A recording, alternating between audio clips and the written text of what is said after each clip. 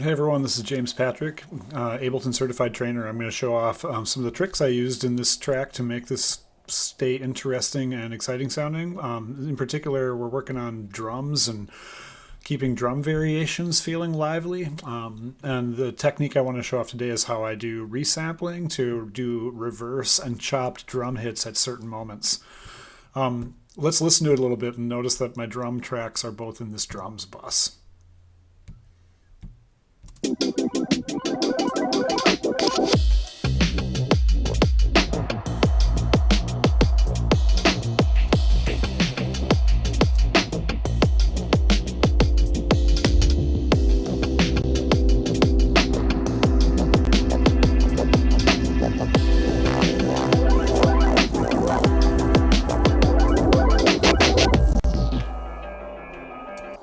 So just to, for instance, take a close listen at this last section. Let's bust through that one more time.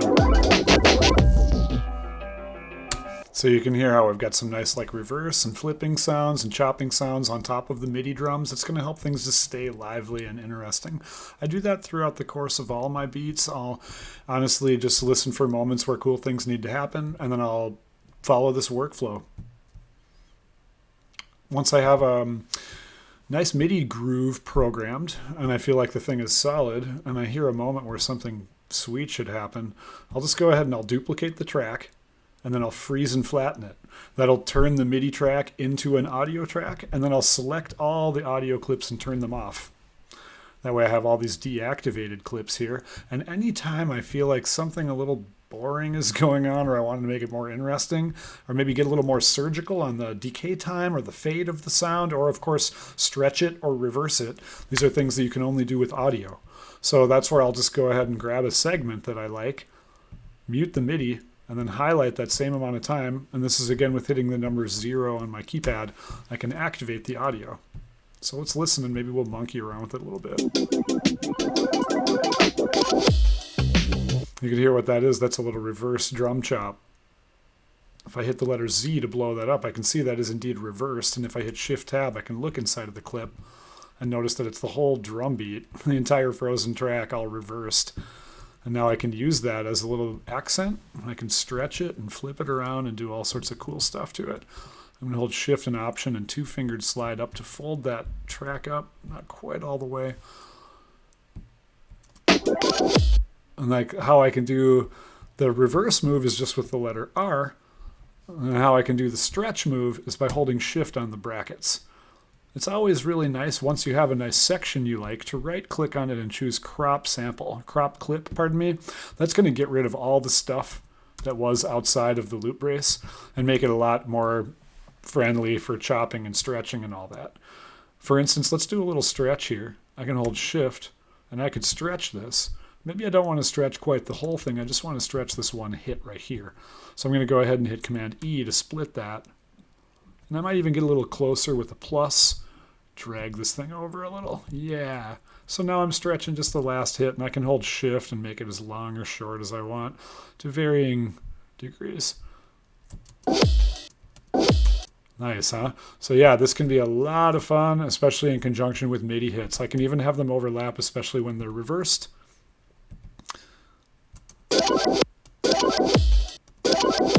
Nice, huh? So let's hear it from let's back it up a little bit and see how that goes.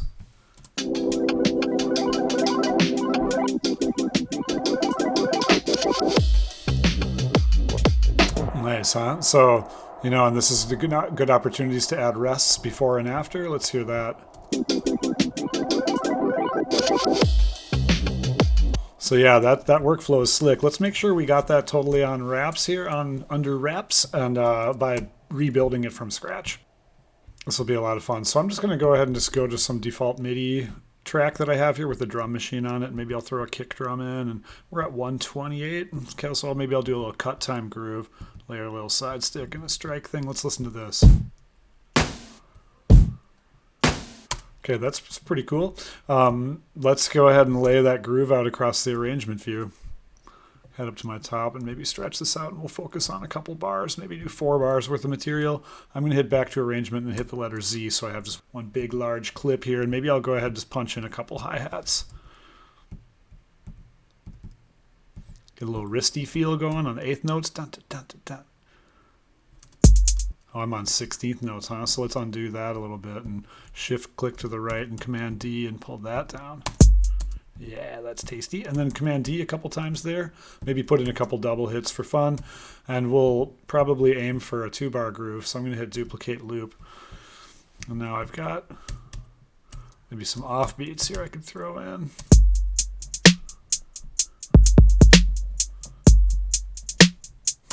Let's go ahead and hit the open hi-hat maybe once every 4 bars. I'm going to push this guy up into open hi-hat land. Maybe give it a more significant velocity. I'll duplicate the loop.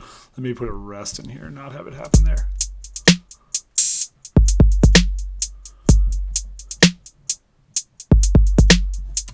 So this is already a pretty tight groove. I'm feeling it, but let's click on it and loop it on the arrangement view by hitting Command L. And again, I'll Shift Option 2-fingered slide to fold that up. And then I'm going to go ahead and just duplicate the track.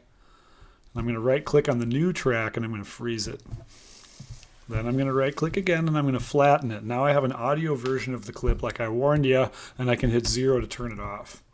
So let's go ahead and make this beat a little more interesting. Now let's go out to 8 bars. Get rid of this bogus clip that I don't need. Now let's listen to this beat and find a cool little section. I'll grab this where the snare drum hits and hit 0. And then I'm going to hit the letter R to reverse it. I'm going to hit plus to zoom in a little bit. And I think I'm now going to click on the clip and move it over to the left so it's like shrack. That'll be a really fun trick too. Maybe we should have that on the very first hit. Let's turn that down quite a bit. So we've already got a way more interesting sounding groove on our hands, guys. And now we can go ahead and just put that in position. Let's do another one. Let's do another one here. I'm going to grab this little guy. 0, reverse, air to the right. You know, now we're able to have lots of fun. Let's rest everything for that one. And maybe even do a couple little other rests in here just to make those punctuate those little moments a little better. Yeah. Get one in there from the top too.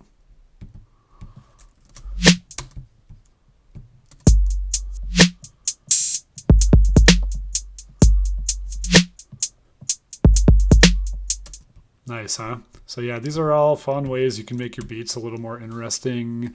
Just brainstorming here. I'm going to go ahead and just put a couple little extra hits in there.